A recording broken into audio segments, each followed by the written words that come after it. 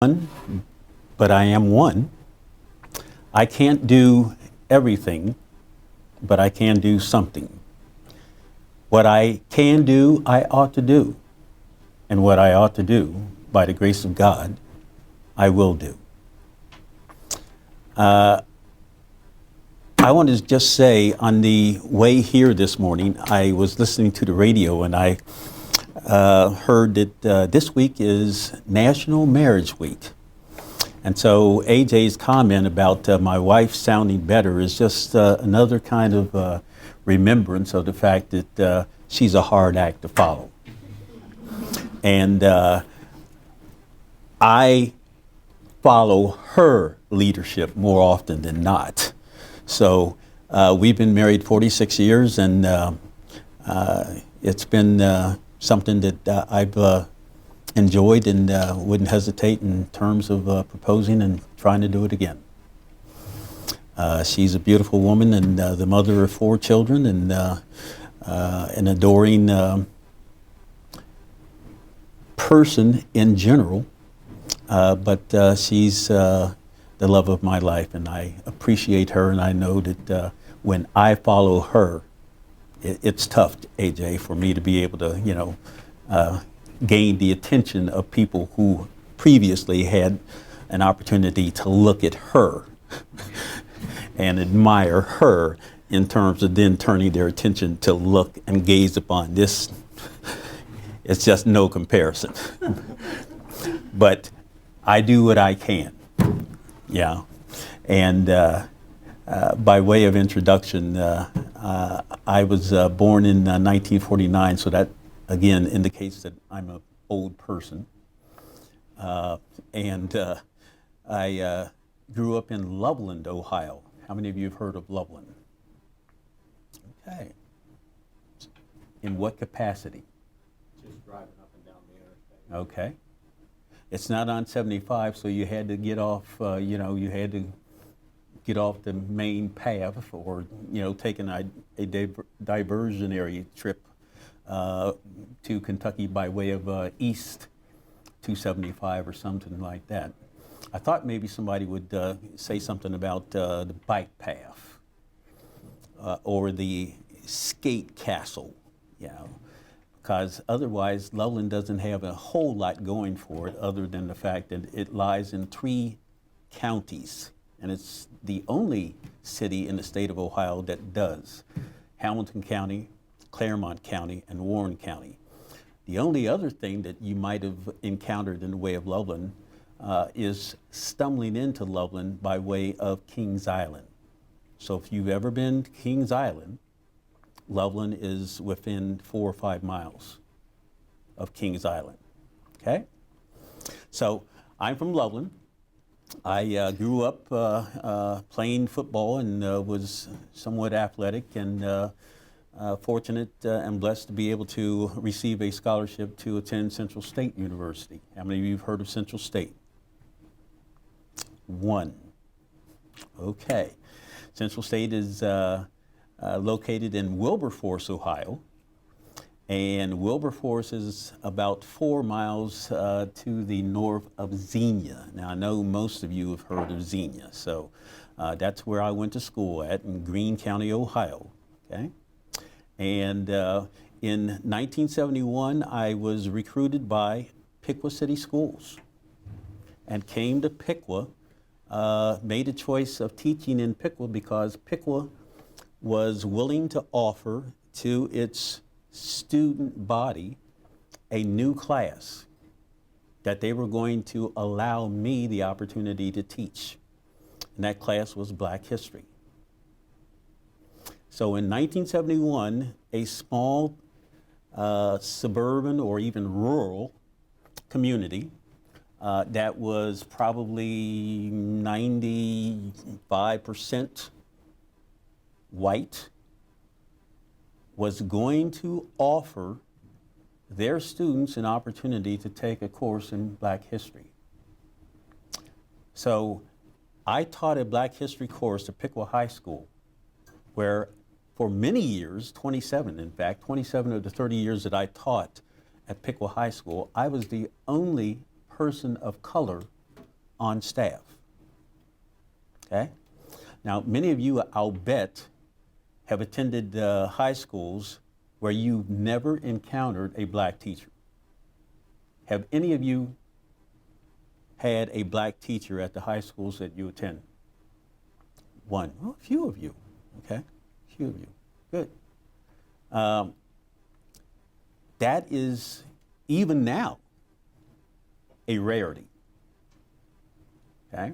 Because it's a challenging effort to make the time and commitment to recruit minority teacher candidates, particularly to school districts in a rural or even suburban setting. It's just a challenging kind of process. So I commend Piqua City Schools, and I taught at Piqua City Schools not just Black history, but I taught a world history course and a current events course at Piqua High School from 1971 to 2001. So for 30 years, I taught at Piqua High School. Now, one of the reasons, of course, that I've been invited here today by Dr. Blevins is the fact that Dr. Blevins actually launched my public campaign associated with my interest in Rossville and the Randolph narrative, as I refer to it. How many of you, and this was a question that I asked of her class when I came to Edison Community College over a decade ago. I think it was probably around 2005. Dr. Blevins invited me to come in, had heard that I was teaching at Piqua High, had been teaching at Piqua High School because I'd retired by then. Okay? And she said, well, why don't you come in and talk with my class? And I said, I'd be glad to. And I asked, the first question I asked was, how many of you have heard of the Randolph freedmen? And I don't think one hand went up. Not one person in her class then had heard of the Randolph freedmen. So I'm going to ask you, how many of you have heard of the Randolph freedmen?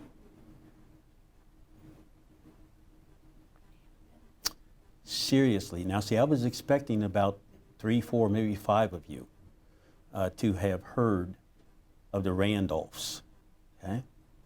Because it has gained some notoriety or attention on a regional basis, not just in Piqua or Troy or Sydney, but on a regional basis, because, you know, I've been around spreading information, sharing information, I should say, with communities and groups of people, civic groups in various places around West Central Ohio.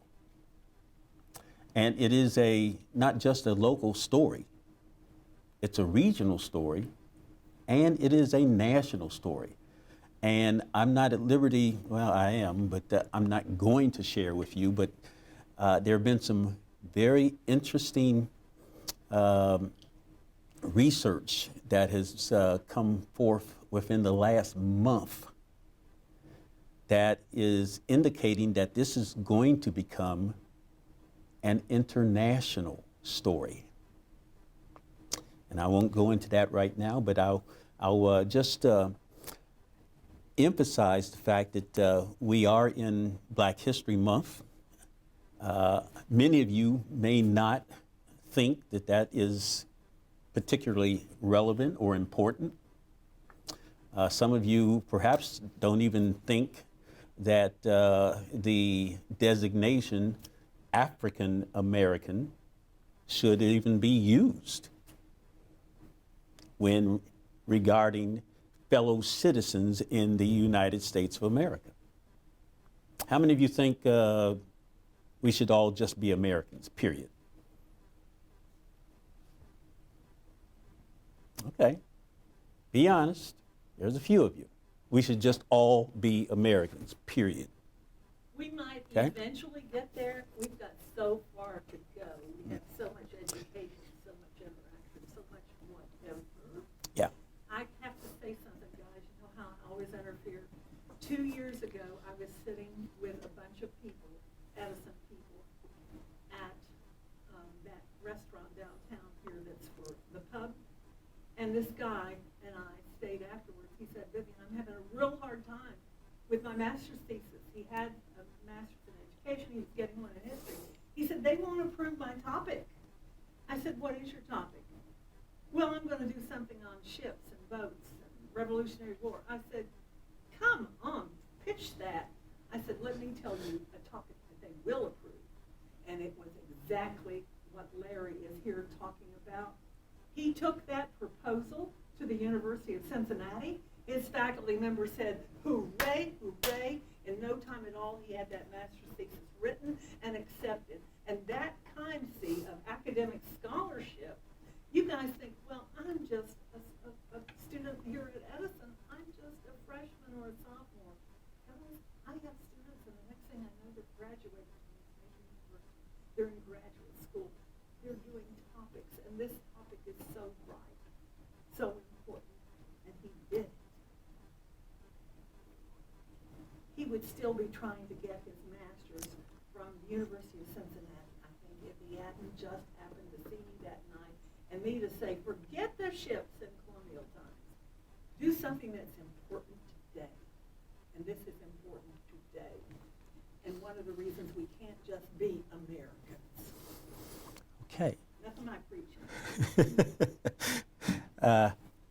I've known Dr. Blevins for a while, so I know how she is in terms of her interjections, shall we say. And this is a communications class, and so she is the communicator in chief. No doubt about that. So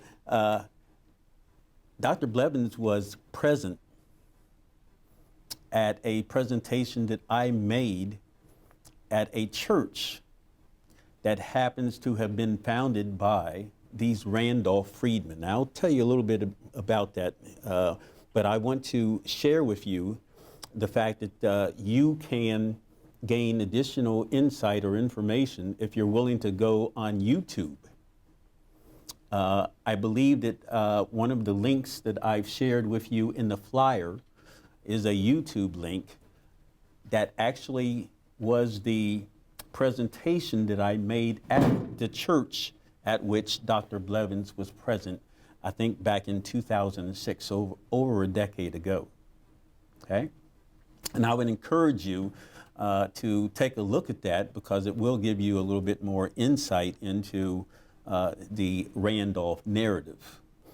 But I think perhaps I'll spend just a little bit of time. Dr. Blevins has already introduced the topic, but the Randolph narrative begins or revolves around John Randolph. And on the board you can see that his lifespan was 1773 to 1833. He was a person who was regarded as eccentric, different, strange. One of the reasons why he was regarded with those kinds of labels is because of his stature. He was short, small. He had kind of perhaps a Napoleonic kind of complex. But he also departed from the traditional political and ideological thoughts of his contemporaries. And in so doing, he took a position, particularly in regards to slavery, that was often unthought of or considered to be thinking outside of the box in regards to the issue of slavery in America. Now, this was at a time when we are formulating the United States of America. is when he was born. And so he was a part of that era where people talk about the founding fathers. And certainly his contacts involved those who were in fact the founding fathers. In fact, one of his contemporaries who was also related to him was Thomas Jefferson. Okay? Thomas Jefferson was the grandson of Isham Randolph, a Randolph. Okay? So this is a story, and again, this is what I've been trying to share with people. This is a story that relates to all of the key historical realities of American history. And yet, not one of you has ever heard of the Randolph Freedmen. What's wrong with that picture?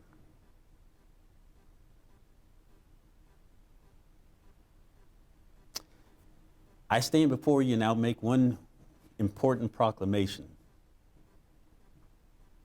Black history is American history. I'm going to say that again for you. Black history is American history. Okay? And the sooner you can wrap your minds around that, the sooner we can begin to, as some of you were thinking, call ourselves, all of us, living as citizens of the United States, Americans. But if you can't wrap your heads around the inclusiveness of blacks in the story of America, it ain't going to happen. Okay? So let me return to the background here. You got the Randolph, John Randolph. Randolph creates 3 wills before his death. All of the wills relate in one way or another to what he wants to see done with his slaves. There's a process by way of freeing slaves by a gradual basis sometime in the future. And that process is called manumission. Okay? So John Randolph was one of the few Americans who decided to manumit his slaves. That means to free his slaves sometime in the future. George Washington, a founding father, also did the same thing. He manumitted his slaves sometime in the future after his death and after the death of his wife, actually by whom he gained most of his slaves. Okay? John Randolph inherited about 400 people. These people, human beings, were his property. Okay? And he determined that he was going to relinquish control of his property upon his death. That didn't happen, even though that was his desire. And the reason it didn't happen was because his relatives thought he was a little too eccentric. He was crazy. Now, why did they think that? They thought that because why would you give away hundreds of thousands of dollars? And the value of almost 400 slaves was hundreds and thousands of dollars. In today's, monetary, comparison, it would be off the charts in terms of their value. So his relatives thought he was crazy, and they challenged the wills. And it was a challenge that went to the courts for about 12 years. Okay? As a result, the courts, hearing various, various levels of the Virginia court system, heard the cases, and eventually the court ruled in favor of the estate, which meant that the slaves were now going to be freed. Randolph had an executor. His name was William Lee, and Lee was appointed to find a place where these almost 400 slaves could settle and be free. He came to Ohio. Why did he come to Ohio? Quakers. Well, not only was there the presence of Quakers, Farmland. but there was a prohibition against slavery. Okay?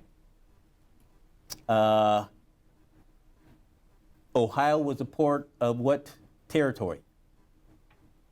This is the history teacher coming out in me. I'm sorry. What part? There were several states: Ohio, Indiana, Illinois, Michigan, and Wisconsin. Just a part of little Minnesota. Come, thank you. That's what it was. It was the Northwest Territory, and slavery was prohibited in the Northwest Territory. Okay, and that was by way of federal statute. Basically, the federal government dictated that. Now, had the people of Ohio had the chance to determine that for themselves, do you think that they would have outlawed slavery?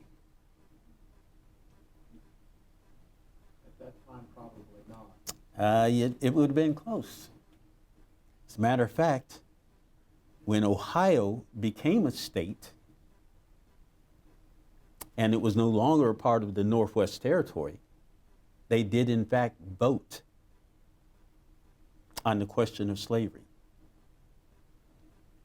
And few Ohioans or few people know this, but one vote made the difference between Ohio remaining a free state and becoming a slave state. One vote. Okay? The legislature of the state of Ohio, a new state in 1803, voted on this matter. And by one vote, Ohio retained its status as a free state. But that shows you the level of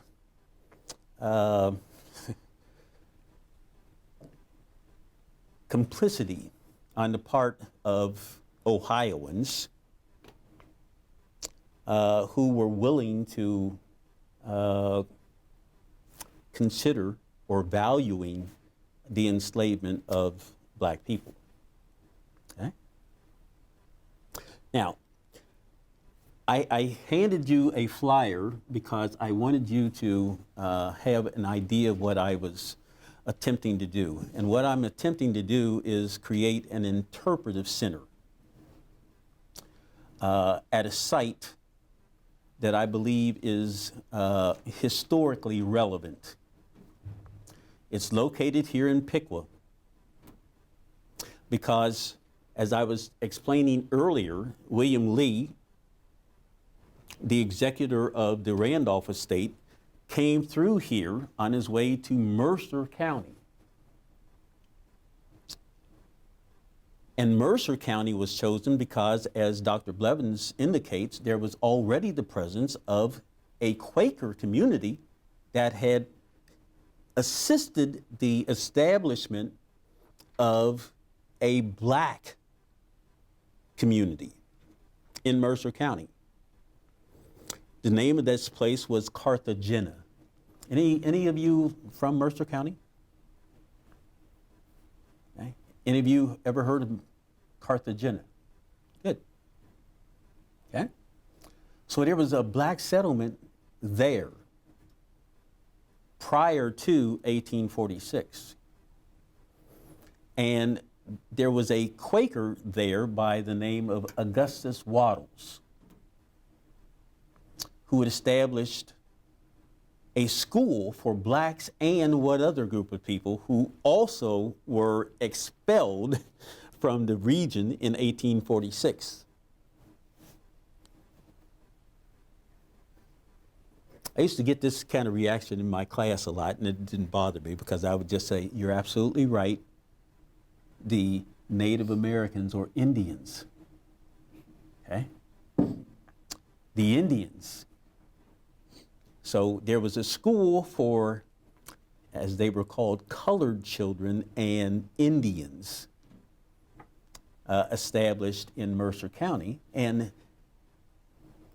Lee thought that that would be an ideal kind of setting for the placement of these Randolph freedmen. Now, I like to argue this. I don't know how much time we have, but I like to have you consider that these people now should no longer be referred to as slaves. Because once they arrived in Ohio, they were freedmen. They had been slaves, but they should no longer be thought of in a sense of property, as a sense of property, okay? They were freed men, okay? Now, so as Dr. Blevins was indicating, when they were released and came through Piqua, I'm not going to go into the way in which they were treated as they made their journey north to their destination of Mercer County. We gave them milk and bread. Well, Is that true? no, in some instances, we didn't even allow them to stop for water, not milk and bread. But in any event, they continued the process northward on the Miami-Erie Canal. And one of the reasons why you'll see that I chose that property on the flyer is because it was on the Miami-Erie Canal. And that property overlooks Rossville, which eventually the Randolphs, who were pushed back from New Bremen, that Dr. Blevins referred to, eventually they were pushed back but allowed or tolerated in settling across the river from Piqua, not inclusively within Piqua, but across the river from Piqua. So Piqua was better than most, as they say, okay? Piqua was tolerant. It wasn't necessarily totally hospitable, but it was better than the reaction that the Randolphs would have received in many other communities. I want to stop here because I know we don't have much time. I'm going to ask a question here. How many of you watched the football game, the Super Bowl last night? Okay. Most, but not all. There's been a tie associated with the NFL and a political kind of maneuvering on the part of, partisan politics, okay?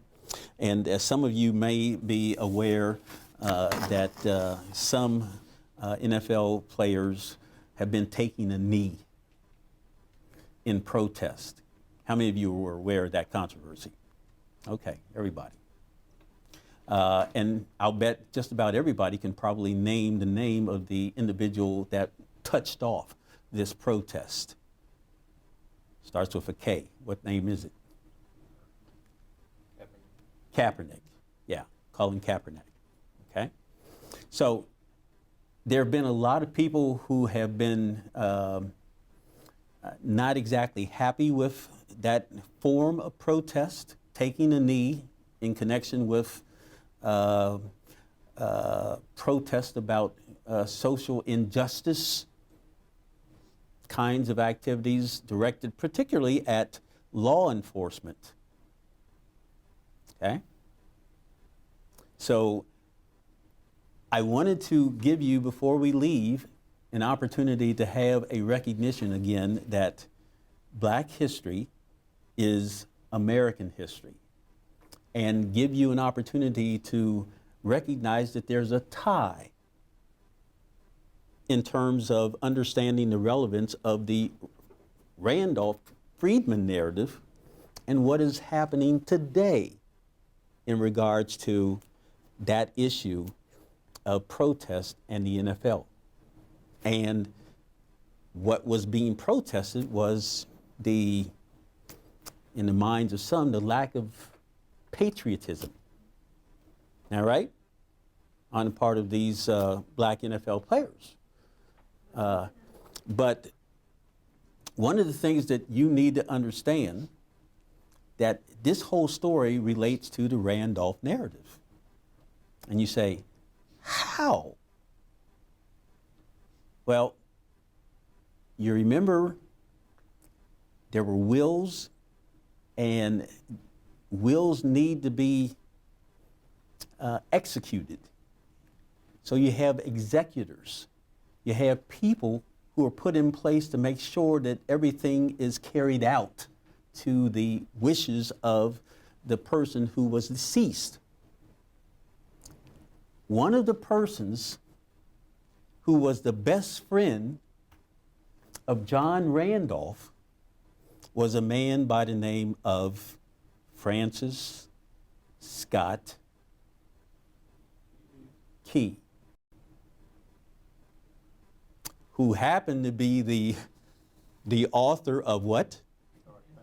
The Star-Spangled Banner.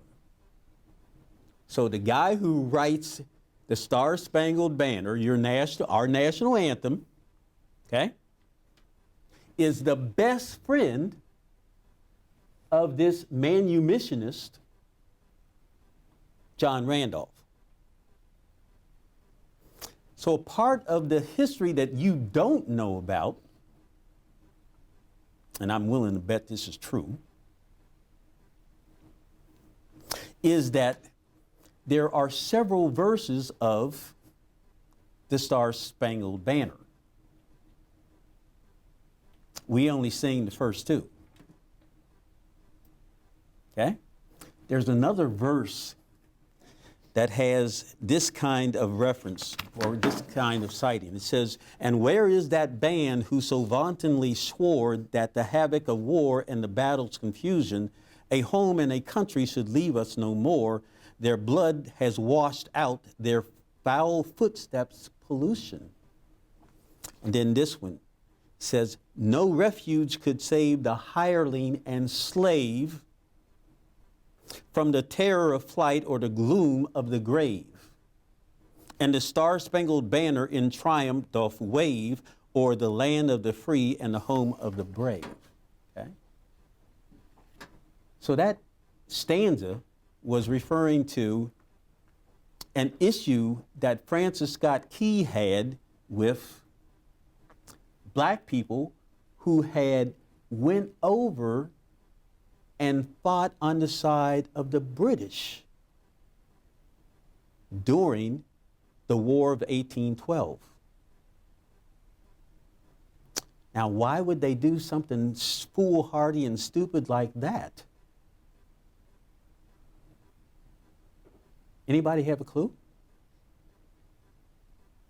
It's what Americans were fighting the British for in 1776. It's an F word. Don't drop the bomb on us, but you know, you ought to be able to figure this out.